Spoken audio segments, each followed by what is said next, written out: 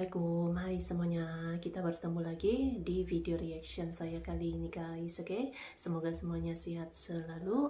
Nah, kali ini saya mau tengok video tentang ini ya. Analis Cina mengangguk hormat Indonesia bergerak sebagai kekuatan mandiri, tidak bisa diatur-atur. So, jangan lama lagi, mari sama tengok video ini. Let's go.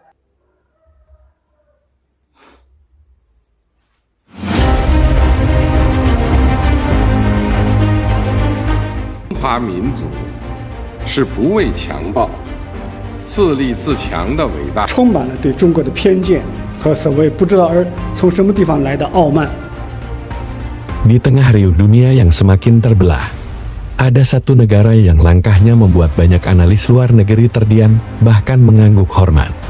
Negara yang dulu dianggap pemain kecil, kini bergerak sebagai kekuatan regional yang tak lagi bisa ditekan, apalagi diatur.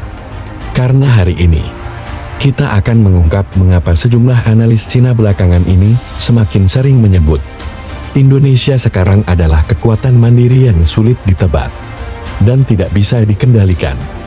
Apa maksudnya? Apa dasar analis Tiongkok mengucapkan kalimat seberani itu? Dan apa artinya bagi masa depan Indonesia? Mari kita mulai. Dalam 2 tahun terakhir, beberapa media dan lembaga riset di China, mulai dari Global Times CGT, dan Chinese Academy of Social Sciences, hingga kolumnis geopolitik independen sering membahas Indonesia sebagai pemain baru yang semakin percaya diri. Alasannya bukan sekadar narasi, tetapi didukung fakta. 1. Indonesia menolak tekanan dari dua kubu besar. Indonesia tidak pernah tunduk pada permainan blok antara Amerika dan China. Di saat negara-negara ASEAN lain mulai condong ke satu kekuatan, Indonesia tetap konsisten pada prinsip bebas aktif, sebuah kebijakan luar negeri yang membuat banyak analis Cina berkata, Indonesia adalah negara yang sulit dipengaruhi, karena tidak mencari perlindungan dari siapapun. Ini bukan pujian kosong. Indonesia menolak tekanan Amerika di isu Laut Cina Selatan, namun juga menolak dominasi Cina. Indonesia menegosiasi, bukan mengikuti. Dan bagi para analis Beijing, sikap berani inilah yang membuat mereka mengangguk hormat. Salah satu penyebab utama Indonesia dianggap mulai menjadi kekuatan mandiri adalah lonjakan modernisasi militernya. Namun bukan sekadar belanja. Yang membuat analis Cina terkejut adalah arah kebijakannya. 1. Indonesia tidak bergantung pada satu sumber senjata. Tiongkok mengamati bahwa Indonesia membeli alutsista dari Amerika, Prancis, Jerman, Turki, Korea Selatan. Bahkan mengembangkan variasi sendiri melalui PT Pindad, PT PAM, dan PT Dirgantara Indonesia. Ini jarang terjadi. Hampir tidak ada negara berkembang yang bisa memainkan banyak pemasok sekaligus tanpa dikendalikan. Para analis Cina menyebut strategi ini sebagai strategi landasan ganda, fleksibel, tidak bisa dipaksa, dan tidak mudah dilobi. 2. Program kemandirian industri pertahanan. Di laporan akademisi Cina tentang geopolitik Asia Tenggara tahun 2024-2025, mereka menyoroti peningkatan kemampuan produksi kapal selam, drone tempur, kendaraan tempur, roket taktis, pesawat angkut, dan kapal perang besar seperti fregat dan LPD. Beijing mencatat bahwa Indonesia kini menggabungkan pembelian dengan transfer teknologi, sehingga setiap transaksi memperbesar kapasitas nasional. Mereka menyebut Indonesia sebagai Power in Limakin, kekuatan yang sedang dibangun dengan fondasi yang kokoh. Analisis Cina menegaskan, siapapun yang ingin menguasai jalur perdagangan Asia harus melewati Indonesia. Kenapa? Karena Selat Malaka, Selat Sunda, Selat Lombok, jalur Alki atau alur laut kepulauan Indonesia adalah rute perdagangan yang menghubungkan dua benua. 70% impor minyak Jepang dan Korea Selatan melewati wilayah Indonesia. 40% ekspor barang Cina ke Eropa lewat jalur yang sama. Artinya, Indonesia adalah penjaga gerbang perdagangan global. Sebuah peran strategis yang tidak bisa diambil alih oleh negara lain.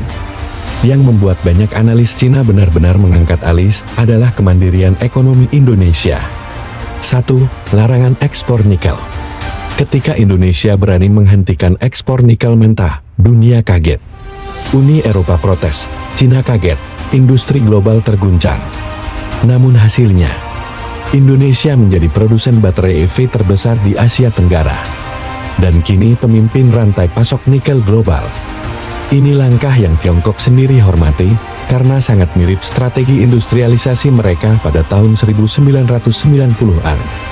Beberapa analis Cina menulis, Indonesia mengambil langkah berani, yang bahkan banyak negara besar pun ragu melakukannya. Dalam diskusi geopolitik di universitas-universitas Cina, muncul satu kesimpulan yang sering diulang. Indonesia tidak sedang mencari teman.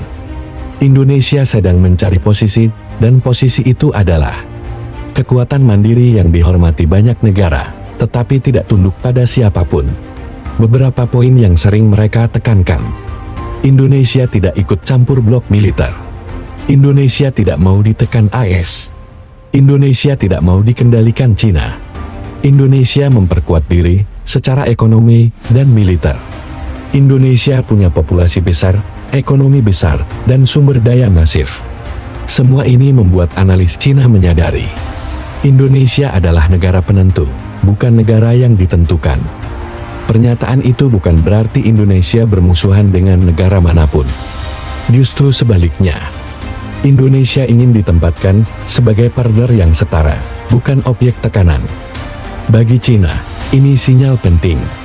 Indonesia akan menjadi faktor penentu di masa depan Asia, terutama dalam perdagangan energi, pertahanan, keamanan maritim, stabilitas kawasan, dan dunia harus mengakui itu. Indonesia bukan lagi negara yang hanya mengikuti arah angin. Indonesia kini berdiri sebagai kekuatan yang membentuk angin itu sendiri. Dengan posisi strategis, sumber daya besar, ekonomi yang tumbuh, serta militer yang terus dimodernisasi, Indonesia sedang memasuki babak baru. Babak ketika dunia termasuk analis Cina mulai mengakui bahwa bangsa ini tidak mudah ditekan, tidak mudah diblokad, dan tidak bisa diatur. Karena Indonesia sedang menjadi kekuatan mandiri, yang bergerak dengan caranya sendiri. Terima kasih telah menonton World Story. Jangan lupa dukung terus World Story dengan cara subscribe, like, dan bagikan jika video ini bermanfaat. Sampai jumpa di cerita besar berikutnya. Terima kasih. Oke guys, ya tadi ya videonya ini.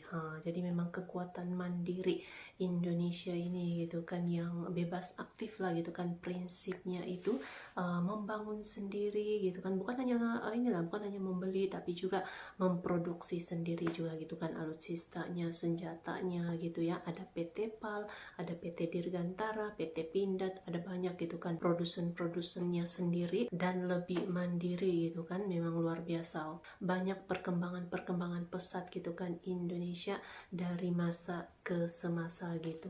So terima kasih banyak sebab kamu sudah menonton video ini. Jangan lupa untuk subscribe, like, komen, dan juga share ya. Kita bertemu lagi di video reaction saya yang seterusnya. Assalamualaikum.